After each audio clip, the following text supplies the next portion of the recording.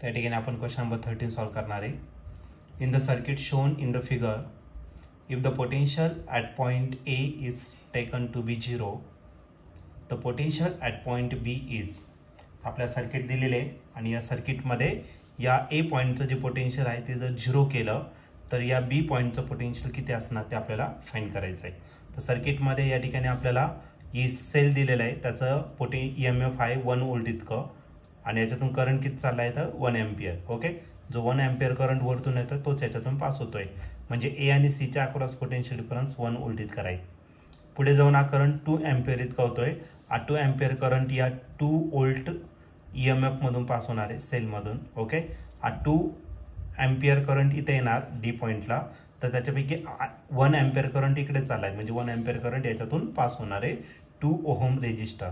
तर या सेलचं EMF 2 volt आहे, इथं रेजिस्टन्स R1 आहे, इथं R2 दिलेला आहे. तर आपल्याला या सर्किटमध्ये या बी पॉईंटचं पोटेन्शियल किती असणार ते आपल्याला फाइंड करायचं. त्याच्या 4 ऑप्शन दिलेले आहे, त्याच्यापैकी ए ऑप्शन जे आहे ते आहे -2 व्होल्ट, बी ऑप्शन आहे 1 व्होल्ट, सी ऑप्शन आहे -1 व्होल्ट आणि डी ऑप्शन आहे +2 व्होल्ट एवढं. तर बघूया या 4 ऑप्शनपैकी या क्वेश्चनचं करेक्ट आन्सर काय असेल ते. तर आपल्याला या सर्किटमध्ये पोटेन्शियल ए पॉईंटचं 0 दिलेलं आहे, तर आपल्याला बी पॉईंटचं पोटेन्शियल या ठिकाणी फाइंड करायचं आहे. तर आपण या ठिकाणी सर्वात पहिले सर्किट डायग्राम काढू आणि नंतर मग आपण त्याच्यावरती डिस्कशन करू. तर या ठिकाणी आपल्याला वरती एक ब्रांच दिलेला आहे, ज्याच्यामध्ये पहिला जो रेजिस्टन्स आहे तर तो आहे R1. ओके, R1 इतका रेजिस्टन्स दिलेला आहे आणि या ठिकाणी जो जंक्शन दिलेला आहे त्या जंक्शनचं नाव डी इतकं दिलेलं आहे. त्यानंतर या ठिकाणी एक सेल दिलेला आहे आणि त्या सेलचं EMF जो आहे तो किती दिला आहे तर 2 व्होल्ट इतका दिलेला आहे, म्हणजे त्याचं पोटेन्शियल 2 व्होल्ट इतकं दिलेलं आहे आणि हा तुमचा बी पॉईंट दिलेला आहे. ओके, त्यानंतर इकडे जो करंट येतोय तर तो करंट 2 एम्पियर एवढा दिलेला आहे आणि या डी पॉईंटपासून एक रेजिस्टन्स दिलेला आहे तुम्हाला आणि या रेजिस्टन्सची जी व्हॅल्यू आहे ती किती दिली आहे तर 2 ओहम इतकी दिलेली आहे. त्यानंतर या ठिकाणी सी पॉईंट दिलेला आहे, याच्यातून करंट 2 एम्पियर एवढा फ्लो होतोय आणि हा रेजिस्टर आपल्याला गिवन आहे या ठिकाणी.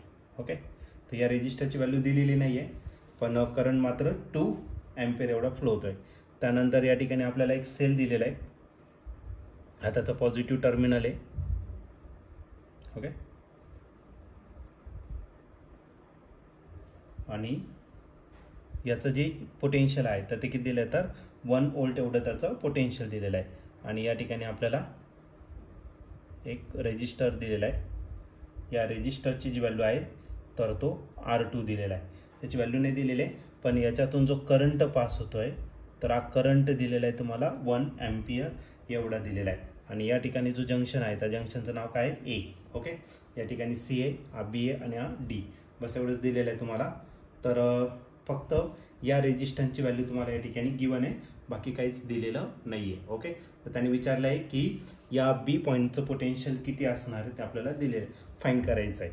या ए पॉईंटचं जे पोटेन्शियल आहे ते किती दिलं आहे 0 आहे. ओके, मग एक काम करू, आता हा जो करंट आहे हा पॉझिटिव्ह टर्मिनल आहे हा निगेटिव्ह आहे, सिमिलरली इकडे पॉझिटिव्ह आहे हा निगेटिव्ह आहे. इथला जो 2 एम्पियर करंट आहे तो इथून पास होणार, इथं आल्यानंतर त्याला 2 पाथ आहे. ओके, काही करंट इकडे पास होणार, पण इकडे जो करंट पास होतो तो ऑलरेडी दिलेला आहे, किती दिलं आहे तर 1 एम्पियर. तर 2 पैकी 1 एम्पियर गेला, मग उरला किती फक्त 1 एम्पियर. मग या DC मधून जो करंट पास होणार आहे तो किती असणार आहे 1 एम्पियर एवढा करंट या ठिकाणी पास होणार आहे. ओके, मग एक काम करू आपण, या डी आणि सी मध्ये किती पोटेन्शियल डिफरन्स असणार आहे ते आपण ओहम्स लॉचा यूज करून या ठिकाणी फाइंड करू शकतो, बरोबर की नाही. Potential difference across DC is. Okay, potential difference across DC find करायचा. मग पोटेन्शियल डिफरन्स आता बघा, इकडून करंट फ्लो होतोय म्हणजे डी पॉईंटचं पोटेन्शियल जास्त असणार, मग potential at point D minus काय करायचं potential at point C. According to Ohm's law V = IR. I किती आहे 1 एम्पियर आणि R जो दिलेला आहे तो किती आहे 2 ओहम इतका आहे. मग आपल्या सी आणि डी या 2 पॉईंट्समधलं जे पोटेन्शियल डिफरन्स असणार आहे ते किती असणार तर 2 व्होल्ट इतकं असणार. ओके, आता आपल्याला डीचं पण पोटेन्शियल माहीत नाही, सीचं पण माहीत नाही, पण या दोघांचं पोटेन्शियल दिलेलं आहे. एचं आपल्याला माहिती आहे, सीचं आपल्याला काढता येईल कारण त्याच्यामधलं जे पोटेन्शियल डिफरन्स आहे ते किती तर 1 व्होल्ट दिलेलं आहे. ओके, मग आता पोटेन्शियल डिफरन्स अक्रॉस AC. एसीच्या अक्रॉस किती पोटेन्शियल डिफरन्स असणार? आता पॉझिटिव्ह इकडे आहे म्हणजे सीचं पोटेन्शियल जास्त राहील, एचं कमी राहणार. मग potential at point C minus potential at point A, आणि त्याच्यामधला जो पोटेन्शियल आहे तो किती तर 1 व्होल्ट इतका दिलेला आहे. ओके, सीचं पोटेन्शियल माहीत नाही पण एचं पोटेन्शियल आपल्याला माहिती आहे. एचं पोटेन्शियल किती दिलेलं आहे तर एचं पोटेन्शियल त्यांनी गिवन 0 दिलेलं आहे, इज इक्वल टू करायला 1. ओके, हा 0 इकडे घेतला तर 1च राहील म्हणजे VC आपला किती राहील 1 व्होल्टच राहील. ओके, मग सीचं पोटेन्शियल भेटलं, पोटेन्शियल ॲट पॉईंट सी तो किती भेटला तर आपल्याला 1 व्होल्ट इतका भेटला आपल्याला. पण आपल्याला जो फाईंड करायचा तो बीचं पोटेन्शियल. ओके, मग एक काम करू, आता सीचं जर भेटलं, आता डीचं आणि बीचं जर माहीत असेल त्याच्यामध्ये किती 2 व्होल्ट इतकं आहे. मग जर आपल्याला डीचं भेटलं तर बीचं आरामात भेटून जाईल. मग ही VCची जी व्हॅल्यू आहे ती याच्यात पुट करून टाकू. मग याला आपण काय करू, इक्वेशन 1 कन्सिडर करू. इक्वेशन 1 मध्ये ती व्हॅल्यू पुट करू. देअरफॉर इक्वेशन 1 बिकम्स, चला इक्वेशन 1 काय भेटणार, पोटेन्शियल ॲट पॉईंट डी तसाच VCच्या जागी VCची व्हॅल्यू टाकली 1 व्होल्ट आणि हा राहिला 2, हा -1 इकडे काय करा प्लस.